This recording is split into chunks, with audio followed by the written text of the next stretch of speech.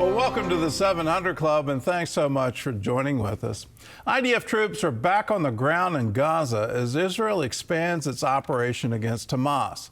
The Israeli military reports that Hamas was using the ceasefire to plan yet another invasion of Israel. Prior to ending the ceasefire, Israel's security cabinet held an emergency meeting over signs the terror group was preparing another October 7th style attack. Chris Mitchell reports from Jerusalem. For the first time in months, Hamas fired rockets towards Tel Aviv. The 3 rockets caused sirens to wail throughout southern and central Israel, threatening millions. In the meantime, Israeli troops are rolling back into Gaza, retaking areas they once controlled.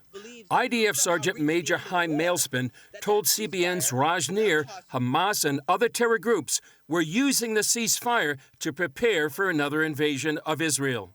Our intelligence gave a very strong indication that during this regrouping time, Hamas, Islamic Jihad, Jabbat al Nusra, etc., wanted to actually do another invasion right now. During the ceasefire, this is what our intelligence sources said, use the little time they had during the ceasefire to do another invasion. Israeli media reports that prior to Israel renewing the war, the Security Cabinet met to consider evidence Hamas was preparing a new ground invasion. What we have seen them do is prepare for a terror attack against our troops in Gaza, but more importantly, against our civilians in the communities outside of Gaza and the Western Negev. What we did is we took a preemptive strike on those terrorists, specifically those commanders, and on terror targets, removing those threats, and basically saying we will not accept this. The IDF is pleading with civilians to get out of the combat zones. Yesterday, the Israeli army dropped leaflets asking us to evacuate the area in Beit Hanun.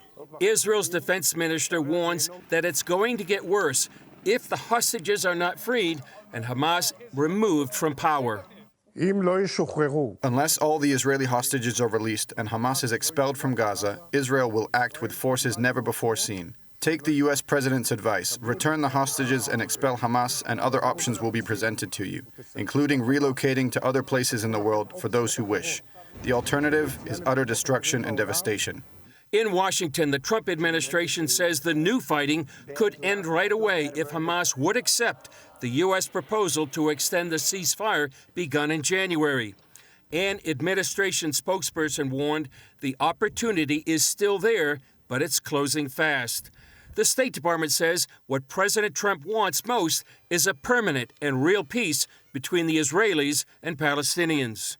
President Trump is not just wanting a peaceful day or a peaceful week. We have this window of this administration to change the trajectory of what has been decades and decades, coming up on 100 years of carnage that is now unacceptable. President Trump called on Iran to stop arming the Houthi rebels in Yemen, promising to step up attacks until they are completely annihilated. As to Iran's nuclear program, Trump has reportedly given the regime in Tehran 2 months to negotiate a deal making sure they don't develop nuclear weapons. The president indicated if this can't be done peacefully, it will have to be done militarily. Chris Mitchell, CBN News, Jerusalem. Well, it looks increasingly that war is on the horizon, and a war with Iran is a whole nother level of this conflict. The proxy wars with the Houthis, with Hezbollah, with Hamas have been going on now for a year and a half, and so how long would it take is an open question. My prayer is that there could be a transition of power in Iran. The Iranian people do not like the theocracy that they're under right now.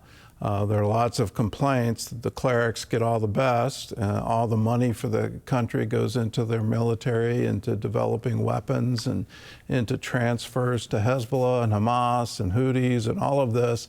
And none of it goes to help their own people. And they're short on power, they're short on water, they're having a lot of internal problems.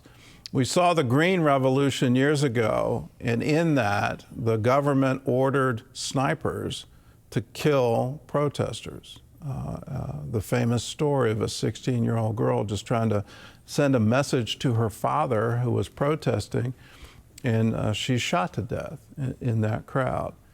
Recently, taking anyone who is a political opponent, convicting them of treason, and then hanging them publicly from cranes in the center of the cities. You look at this kind of activity, and can the Iranian people, can they truly be free again? And can we see that happen? My prayer is that would happen, and happen quickly, and war would be averted.